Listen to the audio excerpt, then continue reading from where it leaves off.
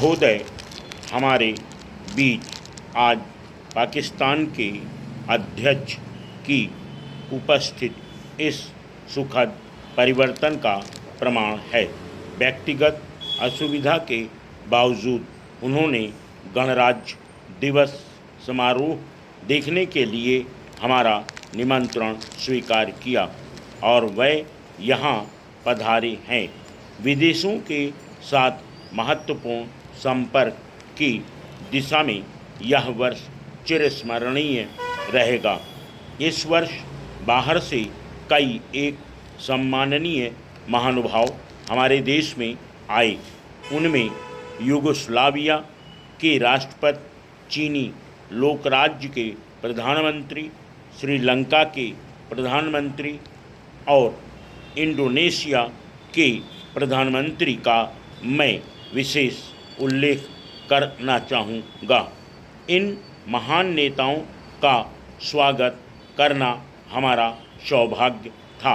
रूस, चीन तथा अफ़गानिस्तान के सांस्कृतिक शिष्टमंडल भी इस वर्ष हमारे देश में आए। इन शिष्टमंडलों को भारत में बहुत लोकप्रियता मिली।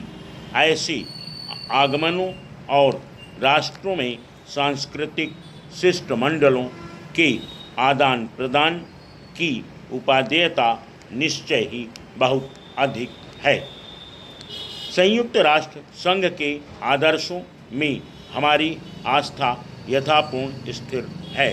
फिर भी मेरे विचार से विभिन्न भूखंडों के राष्ट्रों द्वारा सामान्य समस्याओं पर विचार करने के लिए पारस्परिक विचार विमर्श उस महान विश्व संगठन के उद्देश्य अथवा आदर्शों के प्रतिकूल नहीं।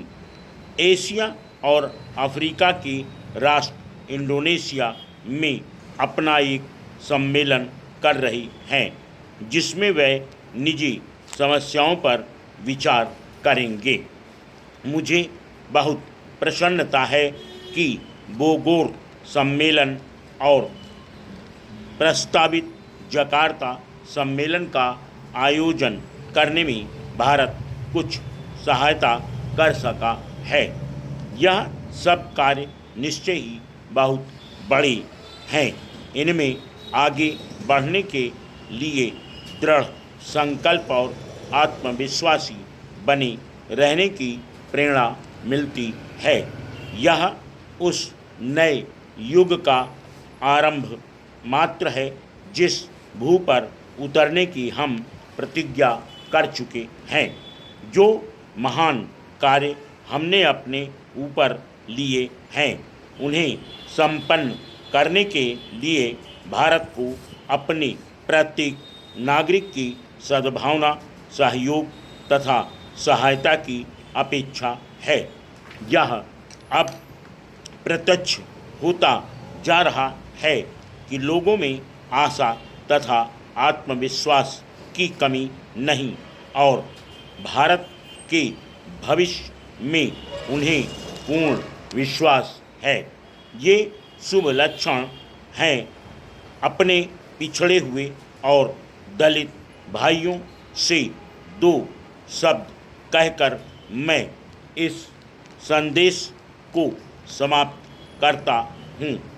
हम अपनी प्रतिज्ञाओं से मार्गदर्शन और उच्च आदर्शों से उत्प्रेरित हों, जिनका सदियों से भारत ने आदर किया है और जिनका फिर से स्मरण कराने के लिए महात्मा गांधी ने इतना गंभीर प्रयत्न किया। जो भारत में सच्चा कल्याणकारी राज्य स्थापित करने के लिए कटिबद्ध है। ऐसा कल्याणकारी राज्य बनाएंगे जिसमें प्रत्येक नागरिक को न केवल समान अधिकार और समान अवसर मिलेगा, बल्कि वह अपने देश के प्रति कर्तव्य का भी स्वेच्छा से पालन करेगा। मेरी आज यह प्रार्थना है कि हमारा यह आदर्श ध्रुव तारे के समान हमारे पथ प्रदर्शन के लिए हमें प्रेरणा देने के लिए सदा हमारे सामने रहे। मैंने यह प्रयत्न किया है कि संसद के इस सत्र में जो काम आपके सामने आएंगे उनमें से कुछ आपको बता दूं।